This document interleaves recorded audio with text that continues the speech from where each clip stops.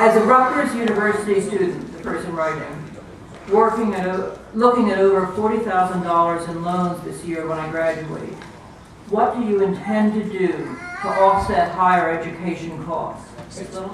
First, we're going to get rid of top-down mandates. You see, the majority of the budget for education is spent on administration. That administration is either in compliance with top-down government mandates in education or in the application process for the limited give back you might get from a grant. The focus of education spending needs to be in the classroom. The teachers are best equipped to direct curriculum and a student's education. I also believe in school choice. As a congresswoman, I would not be able to directly affect that except in the DC schools. However, I would promote that concept going forward.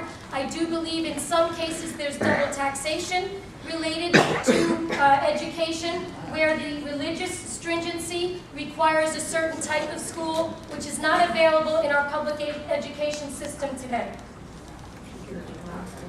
Well, I think the question related to paying for an education at Rutgers, and I think we've already made some improvements at the federal level, and we need to do more.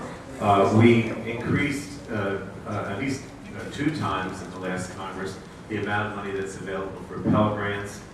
We also passed a GI Bill where if you are someone who comes back from Iraq or Afghanistan, you can get a full 4-year education at a public university like Rutgers. We changed the direct student loan program so that the banks could continue to rip off students by charging fees, and now the program goes directly through the government. We also increased the work-study program. When I was a student at Rutgers, I was able to get both a scholarship as well as a direct student loan, and we also had work-study. So all those things need to be increased, and we did that quite a bit in the last Congress, and I think we need to do more of it. Thank you very much. Mr. Pallone, as a retired Navy officer, has there been a decision on what will happen to the Fort Monmouth Pharmacy, and what role, what role do congressmen play in that? Well, myself and Rush Holt are both working to try to convince the Army that they should keep a lot of the existing facilities there. And that would include the Veterans Clinic, which the Veterans Administration has said that they will continue either at the current site or somewhere else close by. The commissary, you mentioned the pharmacy, and there are others that we feel should stay there. We basically been trying to point out in our discussions and our correspondence with the Army that because of the large number of retirees, that even when Fort Monmouth closes, that all these facilities would continue to be used, and that it would be a real hardship to send those retirees down to Fort Dix or McGuire, which of course is what they suggest. So we're going to continue to work on that. It's also true, as you know, that we have a lot, that we continue to have Earl. So one of the arguments that we're making is that that all these facilities can be used by Earl Naval Weapons Station as well. It's not just Fort Monmouth. Thank you. I need to call our attention back to when Fort Monmouth was closed. I will tell you that at the time that the closure was announced, I was at the freeholder level. I know that the freeholder board in Monmouth County intervened strongly because we felt that our congressional representatives were absent on this issue and silent on this issue. The loss of Fort Monmouth results in the loss of thousands of jobs, not only in Monmouth County, but throughout the district and throughout the state. Because of this, an economic development summit occurred in 2006 at my direction as a freeholder, where we showcased a business incubation model to try to replace those jobs.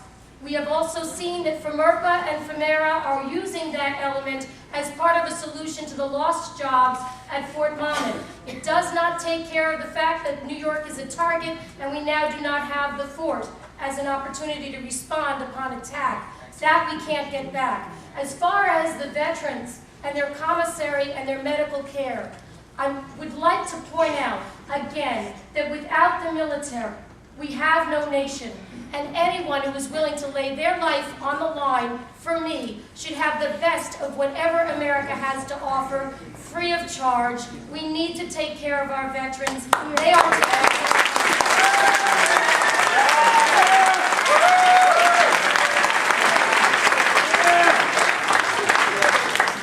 Mr. Pallone will close. We'll start the closing. Thank you. I was only clapping because I agreed with what Annabelle said. Really should be getting the best benefits. Let me close by saying this. I'd like to close with my vision of where we go from here. And I want to stress again the Make It in America agenda. Everything we do at a federal level should be designed to try to bring jobs back here, create jobs, whether it's looking at the tax code in ways that benefit small businesses, encouraging investment here, encouraging new starts, encouraging invention here. I think for too long, we haven't paid attention to the manufacturing strategy. We need to have a national manufacturing strategy. I have also voted against most of the free trade agreements because I thought that they would send jobs overseas. And so we have to look at some of the practices of some of the countries where they subsidize jobs and basically make it easier for companies to go to China or other countries from the United States, and we lose jobs here because there are many unfair trade practices that China and other countries practice that we need to put an end to. So whether it's the tax code, whether it's an investment strategy, whether it's a national manufacturing strategy, we need to make things here in America. And I believe that the 6th Congressional District can benefit from that kind of a Make It in America strategy to create jobs in the future. And thank you very much for sponsoring.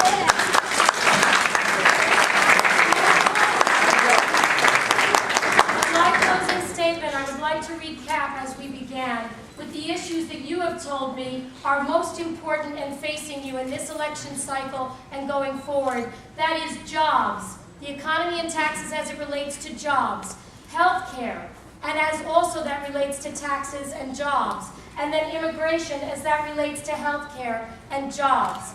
I did pick up a few issues that I think we need to include as well in this closing. The national manufacturing policy is offensive to me. I believe the congressman uses China as an example for that. I do believe that business and a free market economy is the way to go with regard to economic growth. That is what made America strong in our history. It will make us strong again.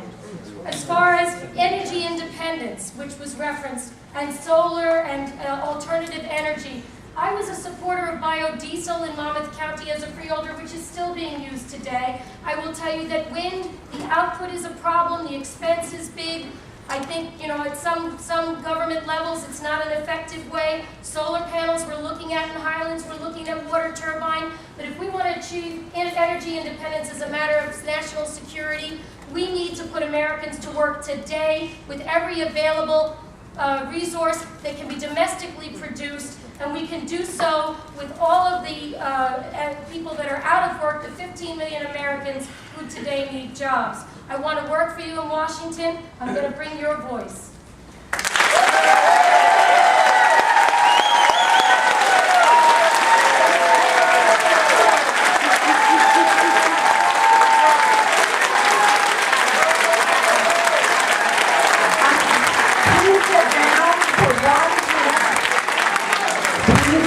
For 1 minute. Today is October 17. November 2nd is the election. The polls are open from 6 in the morning to 8 in the evening. In addition, those of you who still think in terms of absentee ballots, you're welcome to think that way. But you can get a mail-in ballot, is what they're calling them today, because you no longer have to actually be absent. It's easier for you to vote tomorrow. Mail in your application and get that ballot. Vote and take friends to the mailbox if you're mailing in. Take friends to the polls if you're voting in person. Thank you very much and good luck.